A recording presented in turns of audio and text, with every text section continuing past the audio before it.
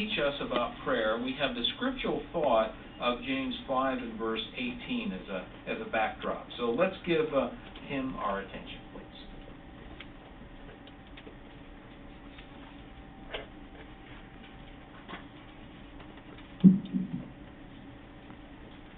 As Christians, we appreciate that prayer is a powerful tool.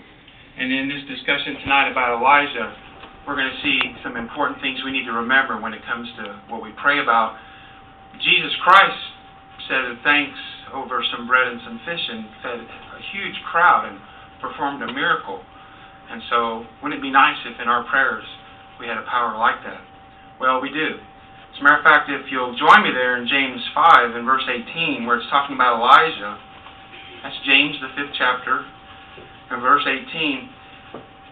There's reasoning going on here about the force of a righteous man's supplication. And then it's mentioned there in verse 17 that Elijah actually was the one who made it stop raining for over 3 years. But then notice in verse 18, and he prayed again, and the heaven gave rain, and the land put forth its fruit. Now this is interesting because when you think about in our reading, as we've covered it, a lot happened between the time he said it was going to stop raining, because he prayed to Jehovah, and then the time it rained again.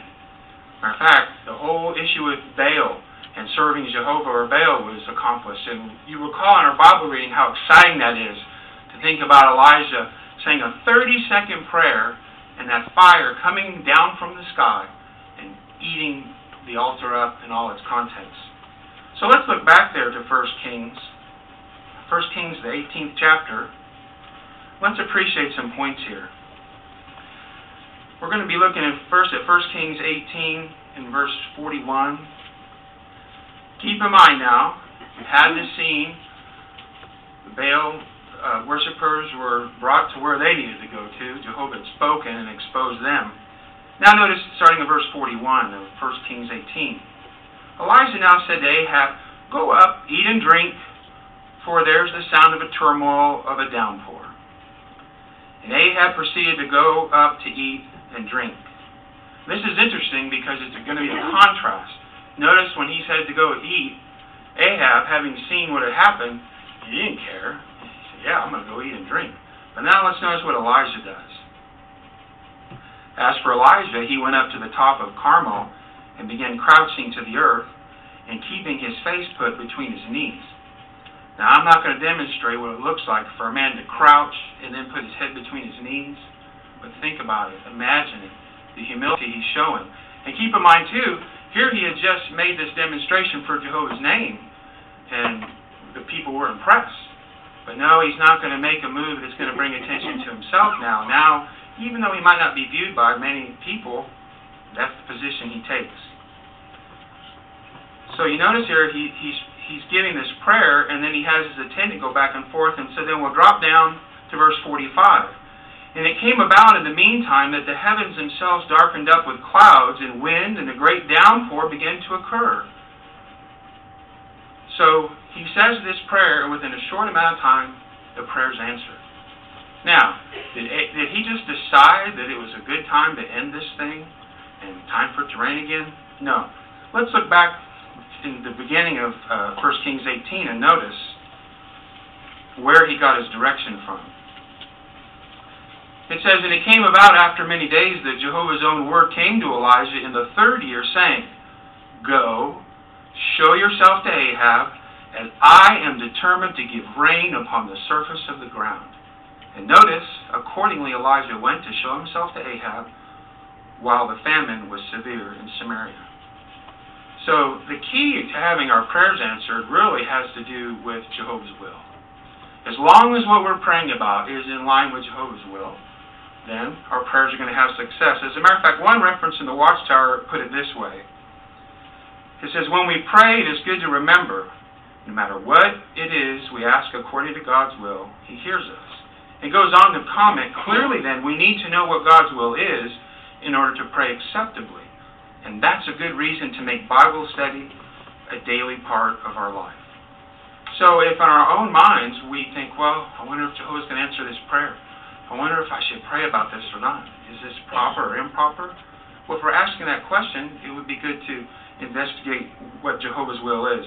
And so in closing, let's turn to 1 Timothy, the 2nd chapter, and read verse 4 together. That's 1 Timothy 2:4.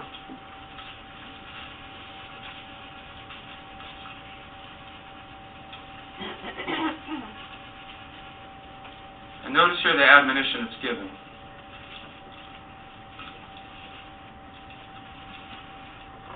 I guess Timothy is still after Thessalonians. Here we are. It says, whose will it is that all sorts of men should be saved and come to an accurate knowledge of truth. And so, let's be like Elijah. For whatever time there's left in this system, the things we pray about, it really doesn't matter what they are. If it has to do with supporting the kingdom preaching of the good news, just like we were talking about in our Bible study tonight, focus on the things that Jesus are focused on, then we can be sure that while we may not ask for miracles, whatever we do pray about will be answered.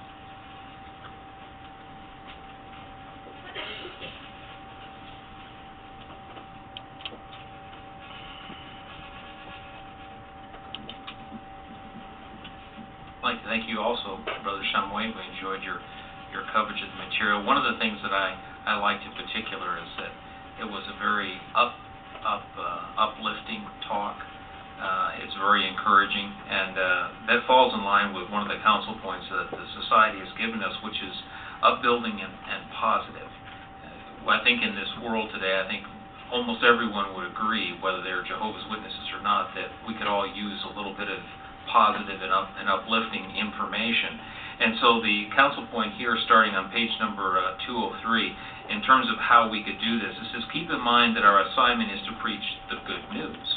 So prayer is one of the most powerful tools that we have to not only worship Jehovah in an acceptable way, but additionally, just to be able to get relief from this world. So very finely delivered. It also points out here to be constructive rather than critical, cultivate a positive view to those to whom you speak, and in conversation consider how your comments may affect the other person. So that's how really we can be upbuilding and positive, not only in our parts here on the platform, but also in our Christian ministry as well. So we'd like to thank you very much, Brother Shumway. This will conclude the school.